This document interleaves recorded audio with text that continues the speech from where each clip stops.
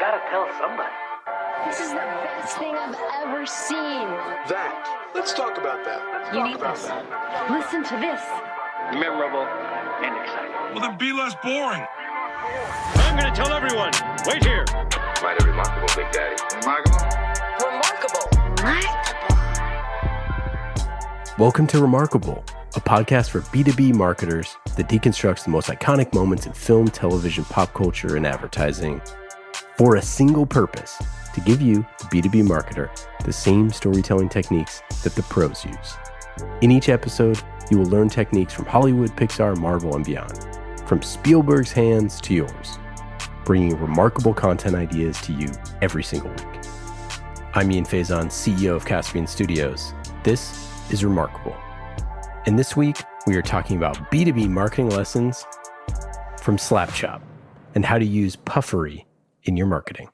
Hi, it's Fitz with Slapchop. You're going to be in a great mood all day because you're going to be slapping your troubles away with the Slapchop. Now look, here's a potato. One slap, you got big chunks for stews. Two slaps, home fries in a second. And look at this. When you add a mushroom, the more you do it, the finer it gets. You don't have to switch any blades. So Slapchop is kind of a crazy handheld sort of food processing device that chops food really quickly and really easily when you slap the top of this machine, and it kind of just mixes up and chops up the food that's inside of it. That is Dane Eckerly, head of development at Caspian and Mr. Hollywood big shot movie maker himself. They popularized this motto: the more you slap, the finer your food gets. And it was this sort of zany product that had a zany guy behind it named Vince Offer. Hi, it's Fitz with Slapchop. And it was super popular in like the mid 2000s and kind of was like one of the earlier sort of viral infomercial commercials for these sort of small household products. Obviously, he's exaggerating. It almost like adds this level of comedy to the ad, but like that sort of exaggeration like gets your attention. That is Meredith O'Neill, our amazing producer extraordinaire. You're like along for the ride.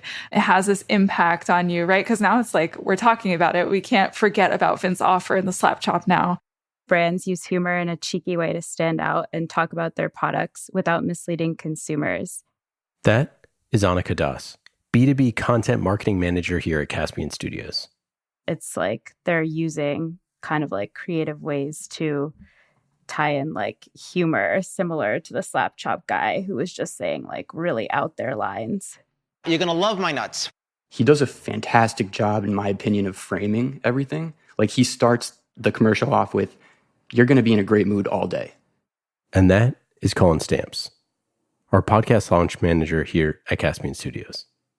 He's promising a better future. It's like a very positive, like your future is going to be better if you do this. You're going to have an exciting life now. So let's get into Vince. Who is this guy and like why was he so over the top?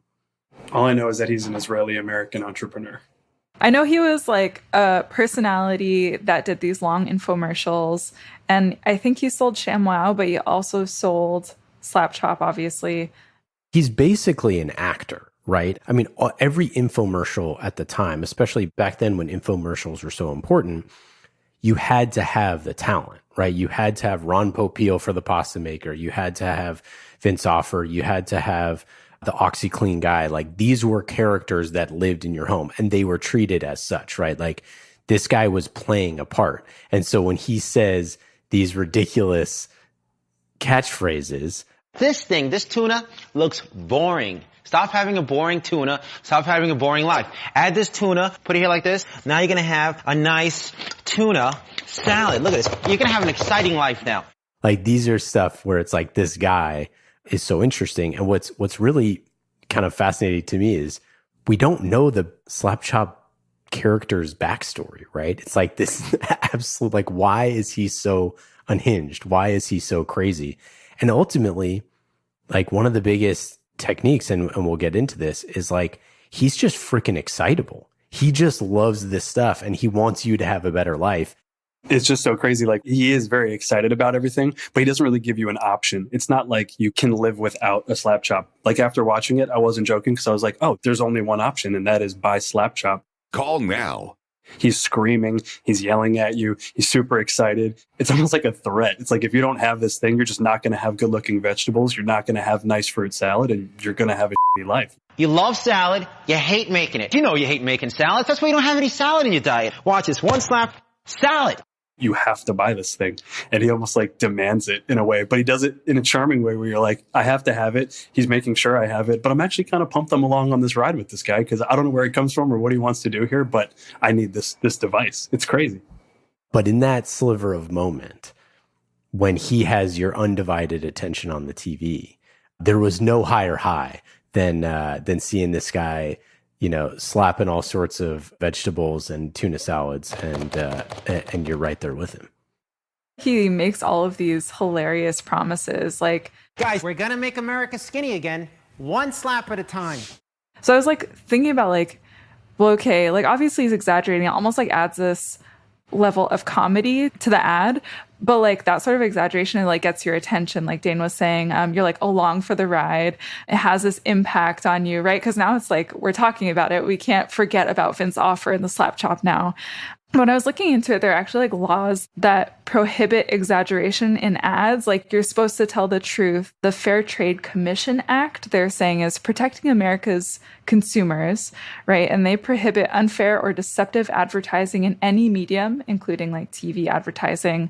But what Vince Offer does that sort of like makes it okay is using a type of exaggeration called puffery, which sounds like something from like the 19th century, but it's like making these exaggerations so obvious that it's not likely to mislead the viewer, right? So it's like no one's going to take that seriously, and that's how he kind of gets away with it and has an impactful advertisement. And that is our remarkable focus of the week.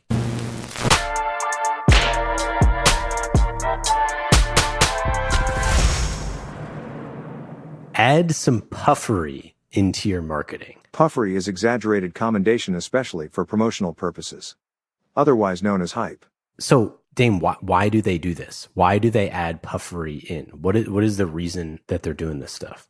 I think it just makes it more exciting, more appealing, larger than life. These sort of things where you can't live without them. And then, you know, when it does, I guess, this puffery, it sort of kind of like contributes to that like snowball effect of like you just getting along for the ride with him and believing the things that he says. And I also think like in between the puffery though, one thing that he does really well is like there's no bloat in terms of the message. Like there's a lot of puffery in terms of the way he's presenting it, but the actual message itself is so clean. Like in 65 seconds, this guy is telling you every single top line, every single highlight. Some of it's a little ridiculous, but some of it is right to the point where, you know, there's no question as to what this thing does when you finish watching one of these infomercials. It's easy. You just got one hand and chop. In that sense, too, it's puffery mixed with streamlining, and you get this like really tight, larger than life, crazy, big 60-second ad that's like zany, but gives you all the top line. And I think those things in combination or in concert, you know, work really well in conveying the point in a special way. So I have a sales background, and a common concept in sales is framing. And he does a fantastic job, in my opinion, of framing everything. Like he starts the commercial off with, you're going to be in a great mood all day. And then he gets into it. You're going to be in a great mood all day because you're going to be slapping your troubles away with a slap chop. He's promising a better future in a sense. He kind of goes through examples of like what you can do with the product. But before each example, you'll notice he frames it with like, you're going to be in a great mood all day, or however he frames it. It's like a very positive, like your future is going to be better if you do this. It's all before and after, right? That's like every infomercial is so killer at these before and afters. But when you use all of the puffery, it elevates the after picture to such that when you elevate and say, oh, your life is going to be better, you know, you're going to get more dates, you're going to, you know, get all this stuff. Like the more you elevate that, now just saying like, oh, well, actually I can just cut my onion faster is now pretty achievable. Because you're like, oh, yeah. I mean, yeah, maybe it makes my life completely better. And watch this. Tacos, fettuccine, linguine, martini, bikini. I know he was joking, but, you know, like at a minimum, like I'm going to cut my onions faster. And it makes the purchase, I think, a little easier. So, Annika, what do you think? Is there puffery in just regular old marketing campaigns?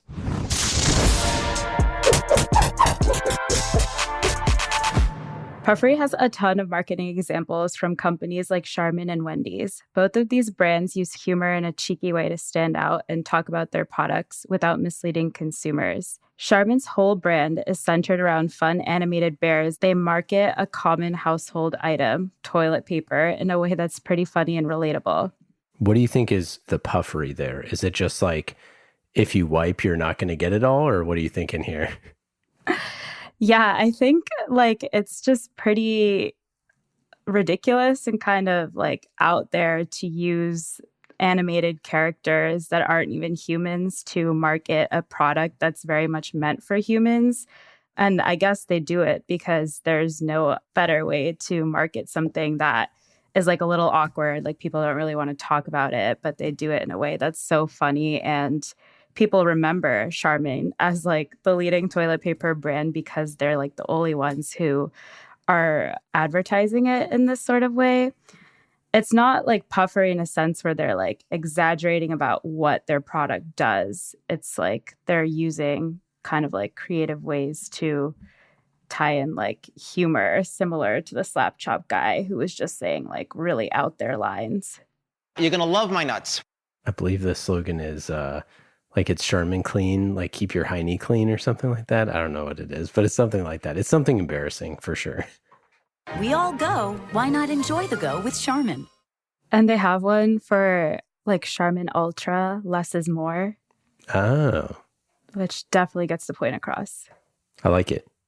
So our big lesson and our remarkable takeaway today is don't be afraid to exaggerate. Use some puffery. Go above and beyond. Perhaps like go find some silly person on the internet that's making funny videos. You know, go pay them X amount of dollars to do some kind of zany infomercial style ads for your B2B marketing. B2B marketing is often void of puffery. We never do stuff like this, right? We don't want to violate the FTC. We don't want to do anything like that. But like maybe make some more funny videos, find some people that are already funny. There's tons of people out there doing memes and skits and all sorts of stuff that you could tap into if you don't have those folks on your team, and make an infomercial and add in some puffery. Colin, any other examples from the marketing world that uses puffery and exaggeration? From the B2B world, I can't think of many, which I guess plays into your point of there's an opportunity to do this. It'd be super interesting if I went on to like LinkedIn and there was a video from like a technology company I follow, and it was a fun infomercial style video instead of like a boring product demo that a sales engineer might give. Maybe it's like a fun video of like an infomercial for the product just to engage with the audience in a different way. I think there's an opportunity for that. I think the cool thing about Slapchop and just the sort of subgenre that Vince created here is that he kind of blazed a trail. This tuna looks boring. Stop having a boring tuna. Stop having a boring life. So he did it first, and now it's kind of safe because he did it first. So I think to follow suit and do a version of this that was even imitating him could be funny because so many people know about this. So whether you're imitating him or doing your own version of it, I just feel like there's a lot to be gleaned from the Slapchop campaign. So that's it for Remarkable today. Add some puffery into your marketing and what does it make salads great again or whatever. That was a precursor to another ad campaign that's slightly different. All right, y'all. See you later. Call now. Well, that's it for today. I hope you got some good ideas for your B2B content. Thank you for listening to Remarkable. I'm Ian Faison, CEO of Caspian Studios. Remarkable is created by the team at Caspian Studios. B2B podcast as a service. Caspian also creates fiction series for B2B companies, so if you want a business thriller, you can learn more at caspianstudios.com. Hollywood-style storytelling for B2B. And in today's episode, you heard from myself, Ian Faison, Dane Eckerly, our head of development, Colin Stamps, our podcast launch manager, Annika Das, B2B content marketing manager, and Meredith O'Neill, senior producer here at Caspian Studios.